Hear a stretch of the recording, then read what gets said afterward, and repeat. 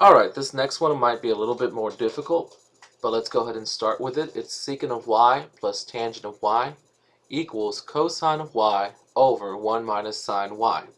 First question you need to ask yourself is which one looks the most difficult.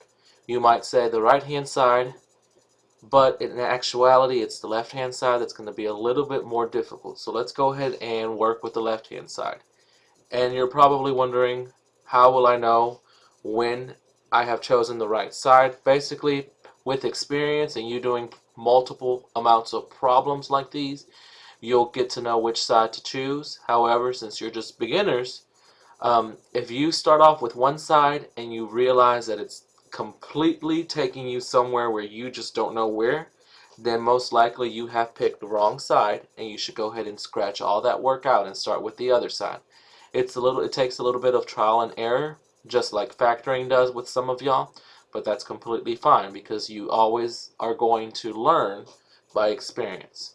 Alright, so let's go ahead and rewrite the left-hand side, which is this part right here, secant of y plus tangent of y, and we want to rewrite that into terms of sine and cosine. So if we rewrite secant of y, I know that secant of y will be 1 over cosine of y plus, and if I rewrite tangent, I know that that's going to give me sine of y over cosine of y.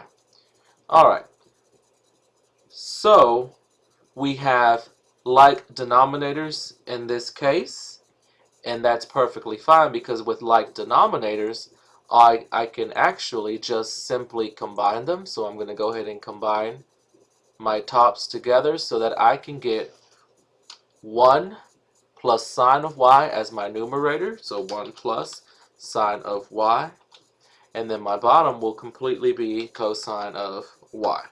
So please make sure that you understand that because these two fractions have the same denominator, I can simply combine my numerators, which will be 1 plus sine of y, and make them share that denominator into one fraction.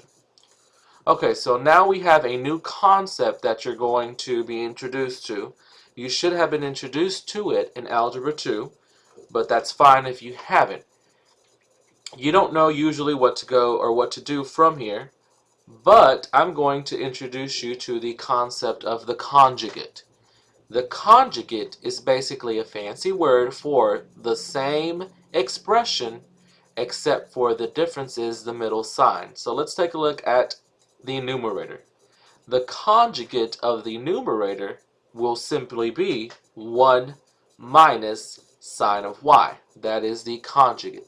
So what I am going to do is I'm going to multiply by the conjugate. So let's go ahead and multiply by the conjugate. And what did I say the conjugate was? 1 minus sine of y. Alright, here's the tricky part. Because you cannot alter your original problem, which was this right here, we can't change it. We have to imaginarily basically multiply it by 1. So all we simply do is put the conjugate over the exact same thing, 1 minus sine of y. Now, do you agree that this part right here reduces to 1? So basically, if you think about it, we aren't really doing anything to our problem because we're just basically multiplying it times 1. You agree that this over this will cancel out, which will basically give me 1. But in this case, what we're going to do is we are going to multiply now top times top.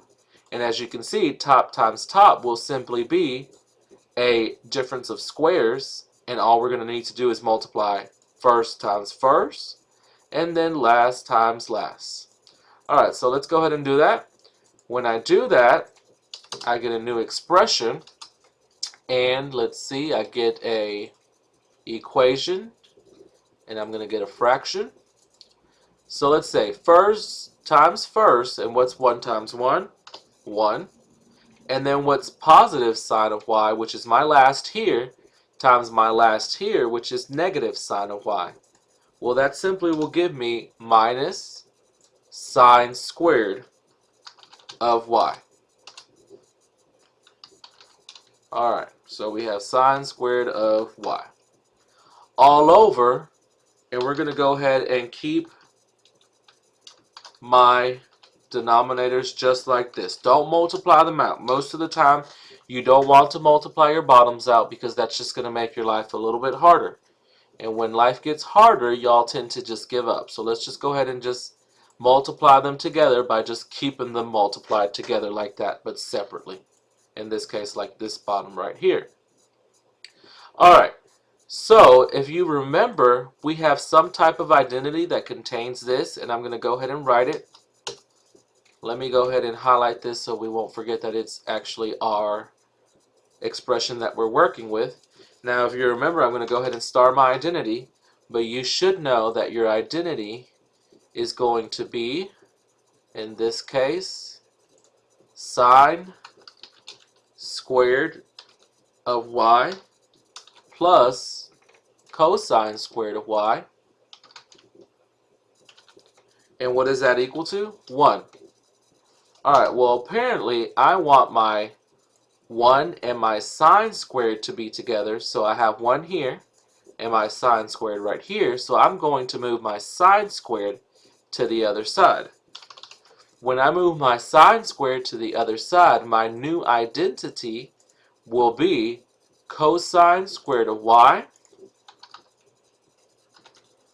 equals 1 minus sine squared of y.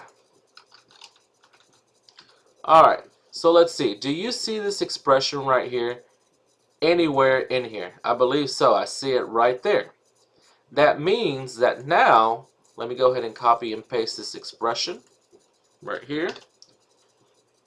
So now that means that I can now change this part to for what it's worth, and it's what? Equal to cosine squared. So we have cosine squared of y. Okay, we're almost done. What I notice here is that this cosine right here at the bottom will cancel out with one of these cosines at the top. So when I cancel out, I'm going to be left with, let me go ahead and paste it, I'm going to be left with, if I cancel out one cosine from the top, I'm going to be left with a cosine of y, and then this cosine will completely go away because I have basically canceled it out, correct? Alright, so let's go ahead and say 1 minus sine of y. That's what I'm left with. Alright, well, is this equation what I'm supposed to end up according to the original problem? Right here. I believe so. Therefore, I'm going to go ahead and copy and paste this so I won't have to retype it again. Alright, so therefore I can say, let's go ahead and do my symbol for therefore. Let's see. Change this to math, basic math, and then I have my therefore symbol, which is right here. Cosine of y over 1 minus sine of y equals, paste it again, cosine of y over 1 minus sine of y. And that is our answer. Okay, let me go ahead and scroll up again so y'all can see what the process was. As you can see right here, my starred items are actually the identities that I use and manipulated so that I could move everything to the side that I wanted it to be moved to. And then I went ahead and finished out my verification. Okay, at this point, hopefully you had enough time to finish these 4 examples. Go ahead and turn them into your appropriate tray. 6th period is the second one from the bottom, and then of course 7th period will be the bottom one, and the trays, if you haven't noticed, will be in the back by the pencil sharpeners.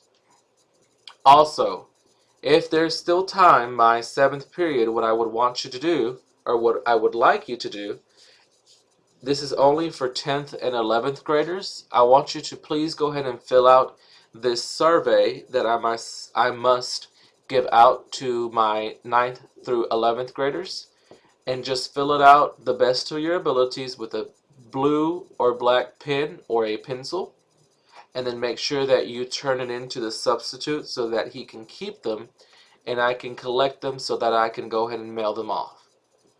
Alright, so on Friday I will go ahead and do some more of these proofs and maybe kind of make a competition amongst your classmates so that we can get better at these. Alright, thank you very much.